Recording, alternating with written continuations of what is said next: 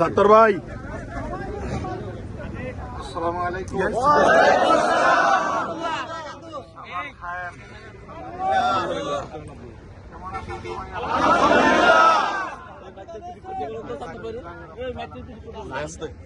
আল্লাহ তাআলা আপনাদের সকলকে ভালো রাখুন। লড়াই কি আমাদের শেষ হয়ে গেছে? নতুন করে লড়াইয়ের জন্য তৈরি হতে হবে। লড়াই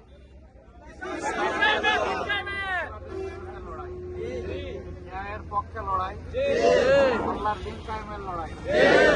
ইনশাআল্লাহ এই লড়াই যতদিন কিয়ামত না হবে ততদিন অব্যাহত থাকবে। এর ভিতরেই আমরা আশা করি বাংলাদেশ ইনশাআল্লাহ কোরআন সুন্নাহর আইন কায়েম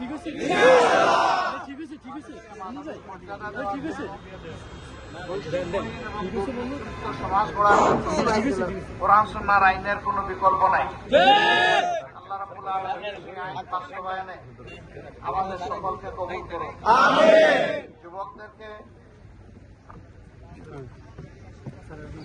যুবকদেরকে সাথে নিতে হবে, কারণ দুনিয়ার কোন সমাজ যুবকদের হাত ছাড়া পরিবর্তন হয় নাই। বাংলাদেশেও 24 যুবকদের নেতৃত্বেই পরিবর্তন এসেছে। এই যুবকদের জন্যই আমরা একটা শান্তির নীড় বাংলাদেশ গড়ে দিতে চাই। আল্লাহ যেন সেই তৌফিক আমাদেরকে দান করেন। সুতরাং যুব সমাজের প্রতি আমাদের আহ্বান, সকল দ্বিধাদ্বন্দ্ব ভোগে বাংলাদেশকে একটি মানবিক দুর্নীতিমুক্ত বাংলাদেশ হিসেবে গড়ে তোলার জন্য আল্লাহ তাআলা আমাদেরকে তৌফিক দান করুন।